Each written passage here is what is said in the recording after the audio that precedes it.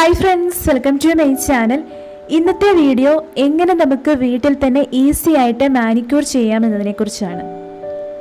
Manicure ചെയ്യാൻ നമുക്ക് പാർലറിൽ പോവേണ്ട ആവശ്യമില്ല.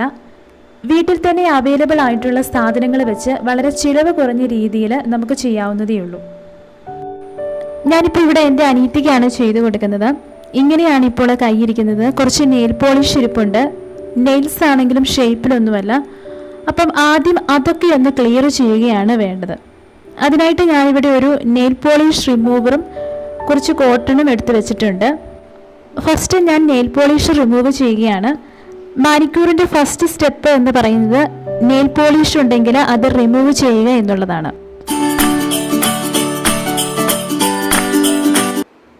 നെയിൽ പോളിഷ് റിമൂവ് ചെയ്തതിന് ശേഷം അടുത്ത സ്റ്റെപ്പ് എന്ന് പറയുന്നത് ഒരു പാത്രത്തിൽ കുറച്ച് ചൂടുവെള്ളം എടുക്കുക. എന്നിട്ട് അതിലേക്ക് കുറച്ച് നാരങ്ങ നീരും ഒരു നുള്ളു ബേക്കിംഗ് സോഡയും പിന്നെ നിങ്ങൾ യൂസ് ചെയ്യുന്ന ഏതെങ്കിലും ഷാംപൂ അതൊരു 2 പമ്പ് ഇതിലേക്ക് ആഡ് ചെയ്ത് കൊടുക്കുക. ഇനി ഇത് നന്നായിട്ട് മിക്സ് ചെയ്തതിന് ശേഷം 2 കൈയും ഇതിലേക്ക് ഒരു 10 മിനിറ്റ് മുക്കി വെക്കുക.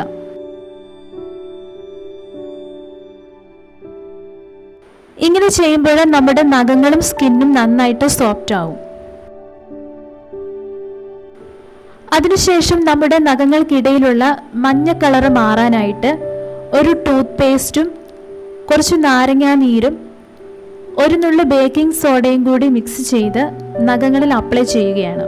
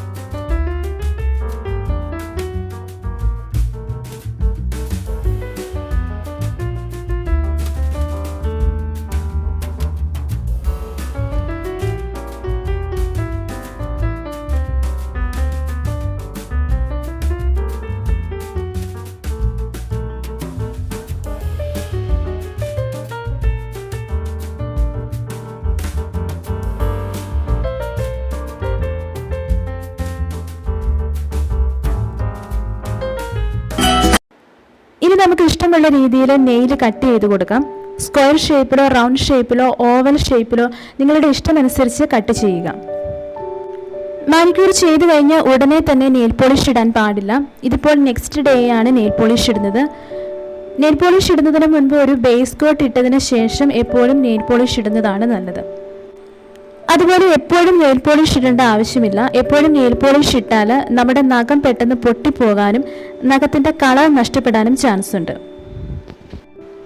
അപ്പോൾ ഇങ്ങനെ നമുക്ക് വളരെ ഈസി ആയിട്ട് വീട്ടിൽ തന്നെ മാനിക്യൂർ ചെയ്യാം. നിങ്ങൾക്ക് ഈ വീഡിയോ ഇഷ്ടപ്പെട്ടിട്ടുണ്ടെങ്കിൽ ലൈക്ക് ചെയ്യുക, ഷെയർ ചെയ്യുക, കമൻറ്റ് ചെയ്യുക. അതുപോലെ ചാനൽ സബ്സ്ക്രൈബ് ചെയ്യാത്തവരുണ്ടെങ്കിൽ സബ്സ്ക്രൈബ് ചെയ്യാനും മറക്കരുത്. സബ്സ്ക്രൈബ് ചെയ്യുമ്പോൾ തൊട്ടടുത്തുള്ള ബെല്ലൈക്കണും കൂടി ക്ലിക്ക് ചെയ്യുക. അതിൽ ഓൾ എന്ന ഓപ്ഷനാണ് ക്ലിക്ക് ചെയ്യേണ്ടത്. എന്നാൽ മാത്രമേ വീഡിയോസ് അപ്ലോഡ് ചെയ്യുമ്പോൾ അപ്പോൾ തന്നെ നിങ്ങൾക്ക് നോട്ടിഫിക്കേഷനായിട്ട് വരികയുള്ളൂ. അപ്പോൾ പുതിയൊരു വീഡിയോയുമായി ഞാൻ വീണ്ടും വരാം. അതുവരെ ബൈ.